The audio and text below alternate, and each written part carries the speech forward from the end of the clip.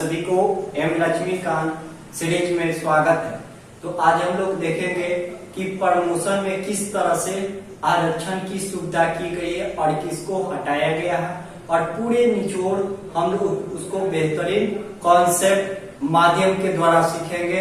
अगर इसमें वीडियो को अच्छा लगे तो लाइक शेयर नहीं कर भूलिएगा, और वीडियो को अधिक से अधिक शेयर करिए ताकि और भी बच्चा या जो पढ़ने चाहते हैं उस वीडियो को लाभ उठा सकते हैं। तो देखिए कि हम लोग संविधान यानी संविधान में क्या हो गया कि संविधान में किस तरह से आरक्षण की व्यवस्था की गई है। यानी क्या प्रमोशन या आरक्षण है, मैंने क्या प्रमोशन में भी आरक्षण है एक बार नौकरी हो जाने के बाद में। तो देखिए दोस्तों कि हमारा पहले कितना है, एससी के लिए कौन सा अनुच्छेद में पहचान करेगा, यानी 341वां अनुच्छेद में, और ये क्या बोलेगा 342वां अनुच्छेद में यह पहचान करेगा। पहचान कौन करेगा, राष्ट्रपति।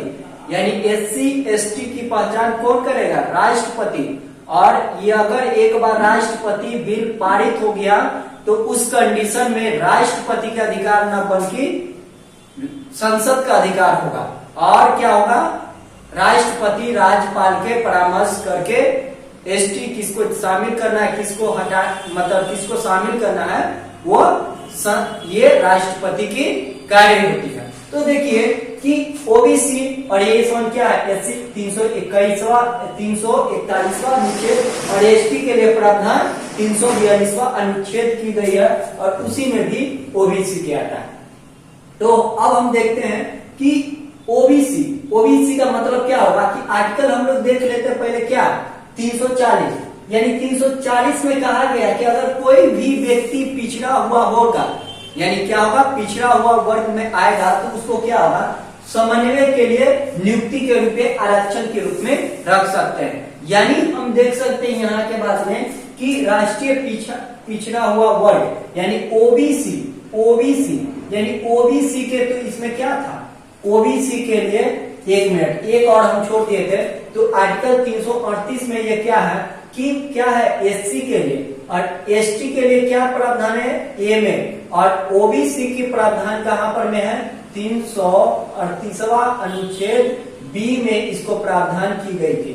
अब देखिए यहां तक लेकर तो हम लोग सीख लिए थे, राष्ट्रपति पिछड़ा हुआ वर्ग को नियुक्ति करेगा, यानी जो भी पिछड़ा हुआ वर्ग होगा उसको नियुक्ति करने में आएगा। तो देखिए कि पहला आयोग क्या बना था, केलकर समिति, यानी काका साहब केलकर समिति। इसने पहली बार क्या किया था कि संविधान में ये बताया कि केलकर समिति की संविधान में होनी चाहिए। दूसरी जो समिति बनी थी 1969 में बीपी मंडल के, यानी बीपी मंडल आयोग था, जिसमें उसके बाद रिपोर्ट अगला साल दी, यह कुछ कारण से नहीं हो पाई थी। तो समझ पाए। और यह क्या गया, दूसरी समिति जो 1769 में बनी बीपी मंडल आयोग के, जब दूसरा समिति बनी तो दूसरा समिति में जब रिपोर्ट उसको दी तो इस रिपोर्ट में बताया, क्या बताया कि 1980 में ये रिपोर्ट दी, और इसमें बोला क्या लागू किया, 1990 में यह कहा गया कि देखिए सरकारी जॉब में ओबीसी यानी ओबीसी जो पिछड़ा हुआ वर्ग हो, किसके कारण, 1931 की जातीय जनगणना के अधिकार, क्योंकि 52% ओबीसी की जनसंख्या था, तो उस पर क्या मिलेंगे, आरक्षण की सुविधा। तो हमारे पास में क्या था कि 27% ओबीसी के, और यहाँ पर में उसी बात में ईडब्ल्यूएस की बात की गई थी जो अभी वर्तमान में देखते हैं। तो देखिए लागू कब किया गया, यानी शिक्षा यानी सरकारी जॉब में 27% आरक्षण की व्यवस्था ओबीसी की गई थी।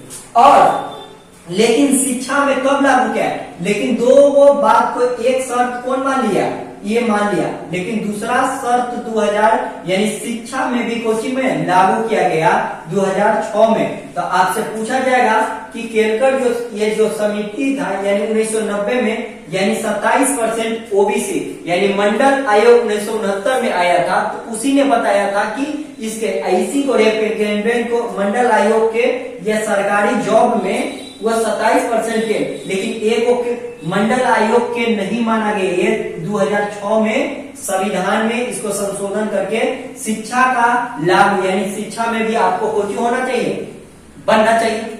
अब देखिए कि यहाँ के बाद तो आपको समझ में आ गया कि क्या चीज इसका प्रावधान है और क्या क्या नहीं है। तो देखिए राष्ट्रीय पिछड़ा हुआ वर्ग, यानी राष्ट्रीय पिछड़ा हुआ वर्ग यानी ओबीसी, ओबीसी के कब इसमें जोड़ा गया आपसे पूछा जाएगा। तो ओबीसी के 1993 में ये कोई हो गया, एक्ट के द्वारा लाया। यह संविधान में इसका नहीं था, यह एक्ट के द्वारा लाया गया।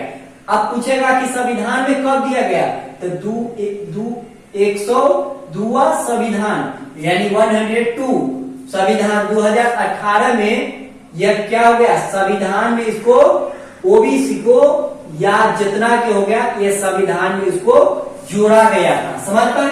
तो इस तरह से थ्योरी को हम लोग समझेंगे और बेहतरीन कॉन्सेप्ट के द्वारा हो गया।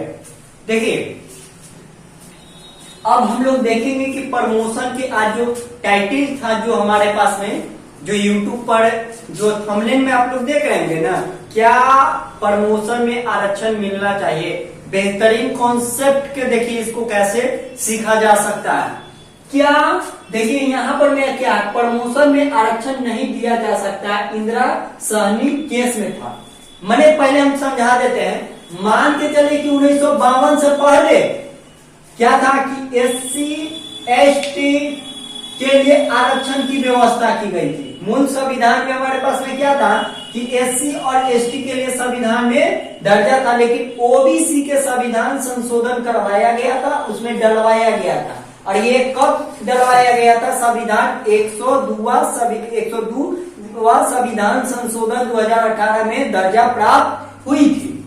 अब देखिए कि क्या प्रमोशन में आरक्षण नहीं दी सकते। इंदिरा सहनी एक सुप्रीम कोर्ट में केस गया, यानी सुप्रीम कोर्ट में केस गया।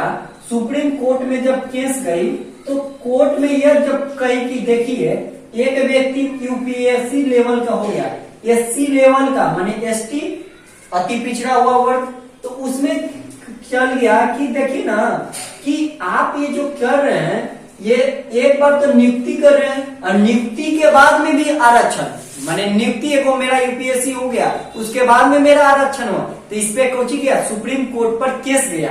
और सुप्रीम कोर्ट ने क्या कहा, उसी स्टेटमेंट को हम लोग जानेंगे कि सुप्रीम कोर्ट ने क्या कहा कि इंदिरा सहनी से पहले केस में दोनों तरफ से आरक्षण था, यानी 2 लड्डू आपका भी, जिनने से एक लड्डू उठाइए उनने से। तो इसका मान लीजिएगा कि जिस व्यक्ति को नौकरी लग गया वो आर्थिक रूप से तो कमजोर नहीं होगा, यानी लाभ एक ही आदमी उठा रहा, तो उसके लिए जब केस इंदिरा सहनी केस गया तो सुप्रीम कोर्ट भी बोले कि ये तो बात बिल्कुल सही है कि आप नियुक्ति समय में आरक्षण करें। सर लाइट जला दीजिएगा, तो नियुक्ति समय में हम आरक्षण कर सकते हैं। उधर वाला सर, इधर सबसे लास्ट सर, नहीं वो वाला, और पंखा के फाइन को बंद कर। तो नियुक्ति समय में आप आरक्षण दीजिए, उससे हमको कोई दिक्कत नहीं है, लेकिन क्या नहीं दीजिए हमें नियुक्ति समय में, लेकिन नियुक्ति के बाद में मान के चले कि यूपीएससी में किसी का चयन हो गया तो उसको आरक्षण क्यों चाहिए, प्रमोशन नहीं दीजिए इसके बाद में, वो तो आर्थिक रूप से मजबूत है। तो इंदिरा सहनी केस में क्या कहा गया कि आरक्षण में हम नहीं देंगे, नियुक्ति में आप दीजिए, जितना परसेंट देना उतना सभी को दीजिए, लेकिन नियुक्ति के बाद आपकी आरक्षण नहीं होगा। यह कब खत्म करी गई, इंदिरा सहनी केस 1992 में ये जब केस आई तो कहा कि नहीं, नियुक्ति में आप आरक्षण नियुक्ति जो कर रहे हैं ना उसमें कर दिए, लेकिन नियुक्ति के बाद आरक्षण नहीं दिया जा सकता। ये एससी चाहे किसी भी कैंडिडेट के लिए, क्योंकि वह एक बार तो कोची हो गया, वह एक आर्थिक रूप से तो मजबूत हो ले, फिर क्यों देवे जाए। तो बात को समझ गए ना कि क्या है। अब देखिए इसी चीज को 16 के 4 अनुच्छेद में क्या बात कही गई कि 335 अनुच्छेद में क्या कहा गया है कि एससी और एसटी के लिए ऐसा कानून बना सकती है संसद, चाहेगी उस पर रोकेगी नहीं। अगर लगता है कि उसको आरक्षण है तो ये संसद का होगा। और उसी तरह से हमारे में संविधान संशोधन 7 वह संविधान 1995 में संविधान को संशोधन करवाया गया और संविधान में लिखवाया गया कि 16 यानी अनुच्छेद हम लोग कितना बड़ा को देख रहे थे, 16 का ए यानी 16 का 4 कब जुड़वाया गया था, तो 17वां संविधान 1995 में यह जुड़वाया गया। क्या है ना जुड़वाया गया कि SC ST कैंडिडेट के लिए किसान को होना चाहिए। फिर 2 मिनट हम रिवीजन करवा देते हैं ताकि समझ में आ जाए। देखिएगा, केवल बातों को सुनिएगा। कहने का मतलब है क्या कि प्रमोशन में आरक्षण देना चाहिए, तो कहिएगा कि नहीं। प्रमोशन में नियुक्ति में आप आरक्षण करिए, यानी आप जो पद पर जा रहे हैं, जो व्यक्ति के उसके फैमिली बैकग्राउंड ठीक नहीं है और उसको IPS हो गया, तो उसको घर में तो पैसा की जरूरत नहीं होगा, मतलब पैसा तो होगा ना, तो उसके बाद में आरक्षण क्यों, तो आरक्षण उसके बाद में नहीं देना चाहिए।